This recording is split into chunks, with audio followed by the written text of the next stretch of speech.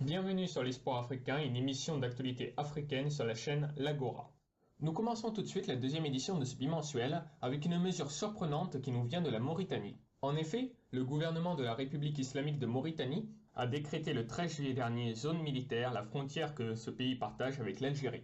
Cette zone gigantesque est maintenant soumise à une interdiction totale de circuler. D'après l'annonce du gouvernement, toute personne se situant dans cette zone sera considérée comme une cible militaire.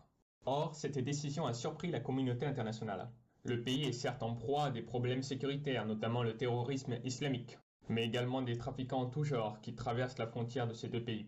Malgré cela, l'argument avancé par les autorités, selon lequel la décision a pour but de limiter leur passage, cache en effet pour les analystes une raison bien plus politique. En effet, les relations diplomatiques entre l'Algérie et la Mauritanie ne sont pas au beau fixe ces derniers temps. À cela, il y a plusieurs raisons. Tout d'abord, l'Algérie n'a pas été invitée à faire partie du G5 Sahel, cette organisation qui lutte contre le terrorisme de la région, alors que, de son côté, la Mauritanie en fait partie. De plus, l'Algérie joue un rôle trouble face au terrorisme. Elle est notamment soupçonnée d'avoir offert un refuge à Iyad Ag-Ghali, un rebelle touareg du Mali, également djihadiste. De plus, lorsque l'actuel président mauritanien, Mohamed Ould Abdelaziz, monte au pouvoir en 2005 par un coup d'État, l'Algérie refuse au début de le reconnaître. Enfin, certains avancent la thèse que l'Algérie a trop délaissé la Mauritanie ces derniers temps. Le pays serait donc passé sous influence marocaine, alors que la diplomatie entre l'Algérie et le Maroc est extrêmement tendue.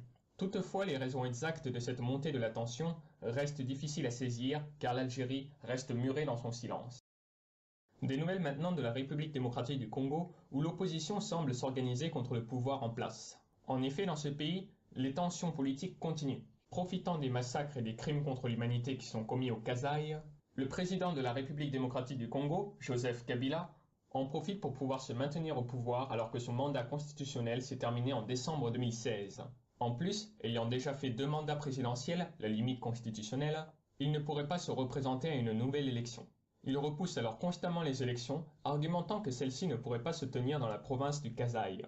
La Commission électorale nationale indépendante avait alors annoncé, contrairement à ce que souhaitait l'opposition, que les élections ne pourraient pas se tenir avant la fin 2017. C'est dans ce contexte que l'opposition, dirigée par Félix Tshisekedi, fils de Étienne Tshisekedi, grand leader de l'opposition mort le 1er février dernier, organise un programme pour faire partir le président Joseph Kabila. Ce programme est le suivant. Le 8 et 9 août prochains seront organisées dans tout le pays des journées villes mortes, en guise d'avertissement au président. Le 20 août prochain seront organisés des rassemblements dans les chefs-lieux des 25 provinces du pays, ainsi que 4 qui se tiendront simultanément à la capitale Kinshasa, ville dans laquelle vit 10 millions d'habitants. Enfin, si le 1er octobre prochain le président Kabila n'a toujours pas quitté le pouvoir, il ne sera plus reconnu en tant que tel par l'opposition, qui invite alors les 70 millions d'habitants du pays à ne plus payer à l'État ni les impôts, ni l'électricité, ni l'eau. Ils invitent également les policiers à ne plus suivre les ordres de celui qui, je cite, « tue des Congolais ». C'est donc un programme qui est très ambitieux, mais il reste à voir si la population va le suivre et si cela ne va pas dégénérer en violence. Des informations qui nous viennent maintenant du Maroc, où les manifestations du Rif ont connu un regain de violence. Dans cette région du nord du pays, le Hirak, qui signifie la mouvance, organise des manifestations depuis 9 mois, notamment dans le chef-lieu Al-Hoceima. Le Hirak revendiquait d'abord le développement de la région, puis s'est mis à exiger la libération de ses leaders, arrêtés par le régime royal. Le principal de ces leaders, Nasser Zebzafi, avait appelé juste avant son arrestation à faire une manifestation le 20 juillet. Malgré l'interdiction de la préfecture, des centaines de personnes ont manifesté pour, je cite, « lutter contre la répression et maintenir le combat populaire contre le pouvoir ». Ce même pouvoir a d'ailleurs répondu par la répression. En effet, de nombreux coups de matraque ont été donnés, et la police a utilisé des gaz lacrymogènes. Une dizaine de personnes a été arrêtées, rejoignant les 176 autres sympathisants du Hirak déjà emprisonnés provisoirement. On compte également de nombreux blessés. Selon la préfecture, 72 policiers ont été blessés par des jets de pierre, tandis que plus d'une dizaine de manifestants ont eu besoin d'un secours après l'utilisation des gaz lacrymogènes. Mais ce regain de tension n'est pas la seule chose qui inquiète. En effet, l'organisation Reporters sans frontières a reproché au régime royal de tenter de limiter l'accès des journalistes à l'événement. De plus, selon la même organisation, plusieurs journalistes locaux auraient déjà été arrêtés.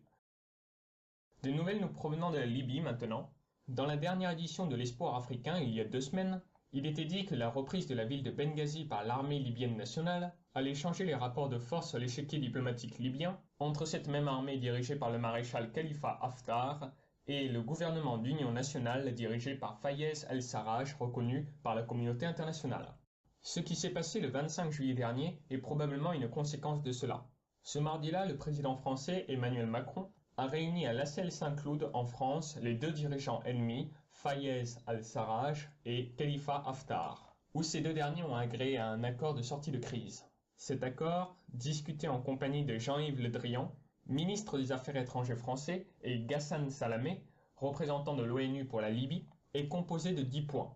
Parmi ceux-ci, on y retrouve un cessez-le-feu, un refus de l'utilisation de la violence, la reconnaissance qu'une solution au conflit ne peut être que politique, un engagement à la poursuite du dialogue et à l'organisation d'élections le plus tôt possible pour un État civil et démocratique. Si celles-ci ont bien lieu, elles se feront au printemps prochain sous l'égide de l'ONU. Le président français Emmanuel Macron a alors déclaré, je cite, « Je crois aujourd'hui que la cause de la paix en Libye a fait un grand progrès. » Mais beaucoup d'observateurs internationaux sont critiques vis-à-vis de cet accord. En effet, celui-ci n'ayant pas été signé mais seulement agréé, beaucoup craignent qu'il ne soit pas respecté. De plus, certains affirment qu'il est difficile d'imaginer le maréchal Haftar se soumettant à un régime civil, comme cela est pourtant annoncé dans les 10 points. Mais il reste indéniable qu'il y a quand même un progrès. C'est en effet le premier accord qu'on arrive à arracher à ces deux gouvernements ennemis. Les accords de Skhirat au Maroc ont été refusés par le maréchal Haftar, la réunion à Abu Dhabi aux Émirats arabes unis n'a mené à rien. Cet accord reste donc la preuve qu'une diplomatie est possible entre les deux camps. Un nouveau pas pour l'ouverture sur l'international de l'Érythrée a été franchi avec une courte libération provisoire de l'ex-patriarche de l'Église orthodoxe de ce petit pays d'Afrique de l'Est, pour qu'il puisse participer à une messe dans la capitale, Asmara. Cet homme fut démis de ses fonctions en 2006 car il réclamait la libération de prisonniers politiques et qu'il refusait d'excommunier 3000 opposants au régime. En 2007, il fut placé en résidence surveillée où il se trouve toujours aujourd'hui à l'âge de 90 ans. Cette libération provisoire est encore un petit pas fait par l'Érythrée dans sa dynamique d'ouverture. Ce pays, surnommé la Corée du Nord de l'Afrique, est resté pendant longtemps extrêmement fermé, dirigé d'une main de fer par le président Isaias Afewerki, au pouvoir depuis 1993, depuis que l'Érythrée a obtenu son indépendance de l'Éthiopie. Mais depuis un an, ce pays semble changer tout doucement. Il essaye maintenant d'attirer les investisseurs étrangers. L'année dernière, 50 journalistes sont rentrés dans le pays, ce qui était auparavant absolument inimaginable. Récemment, sa capitale, Asmara, est même rentrée au patrimoine mondial de l'UNESCO. Mais les efforts ne viennent pas seulement du pays, ils viennent aussi de la communauté internationale qui se met de moins en moins à le stigmatiser. En effet, en plus du départ du gouvernement états-unien de Barack Obama, qui était anti-érythréen, l'Éthiopie voisine envisage de changer sa politique vis-à-vis de l'Érythrée. Politique qui jusque-là était extrêmement conflictuelle. Cela représente certes un progrès, mais dans un pays où il reste beaucoup à faire. En effet, l'Érythrée fait partie des pires pays du monde en termes de droits de l'homme et de libertés individuelles. De plus, son conflit frontalier avec Djibouti, ainsi que son soutien aux terroristes islamistes d'Al-Shabaab, le présente toujours en tant que pays perturbateur de la région. Le 23 juillet dernier s'est tenu en République du Congo les élections législatives, qui ont eu lieu dans un contexte de tension. En effet, ces dernières années, le pays vit de nombreux conflits armés entre partisans et opposants de son actuel président, Denis Sassou Nguesso. Ces conflits ont été particulièrement violents dans la région du Pôle. Mais heureusement, les élections se sont déroulées sans souci dans la plus grande partie du pays, sauf dans quelques bureaux de vote. Mais ce n'est qu'après 5 jours d'attente inexpliquée que l'on connaîtra les résultats. 46,4% des sièges directement au Parti congolais du travail dès le premier tour. Ce parti est celui de Denis Sassou Nguesso, au pouvoir depuis maintenant 19 ans. 38,4% des sièges de l'Assemblée restent à prendre pour le second tour des élections. Cette longue attente inexpliquée ainsi que les résultats élevés pour le parti présidentiel lèvent les doutes chez beaucoup d'observateurs internationaux. Des informations provenant maintenant du Ghana, où le 29 juillet dernier s'est tenu devant la Haute Cour de justice du Ghana le procès des leaders indépendantistes du Togoland. Ceux-ci veulent que cette région à l'est du pays, voisine du Togo, fasse sécession du Ghana. Ils ont été accusés par l'État de crimes de trahison contre le Ghana, après avoir le 9 mai dernier confectionné des t-shirts à l'effigie de leur projet d'indépendance. Parmi les accusés, on trouvait le chef du mouvement, Charles Kormi Kudjordji. Lors de ce procès, la justice a donné tort au gouvernement ghanéen et a ordonné la libération des indépendantistes. Les 7 leaders accusés avaient alors annoncé à leur sortie, je cite, L'accusation a été rejetée, nous avons gagné à la cour, la bataille pour l'indépendance commence. Nous avons maintenant des informations médicales qui nous proviennent du Swaziland, cette petite royauté de 1,2 million d'habitants qui est le pays le plus touché par le VIH. En effet, dans ce pays, environ un tiers des adultes sont infectés. Mais les services médicaux du Swaziland ont réussi à diminuer par 2 les nouvelles infections tous les ans. Cela a été rendu possible parce que l'État a beaucoup investi pour de meilleurs dépistages et un meilleur accès aux traitements antirétroviraux. Ces derniers empêchent la transmission du virus. De plus, en 5 ans, le nombre de personnes infectées qui prennent des traitements est passé de 34% à 74%. C'est donc un immense progrès médical pour lutter contre l'épidémie, même si, comme le dit le gouvernement, beaucoup reste à faire.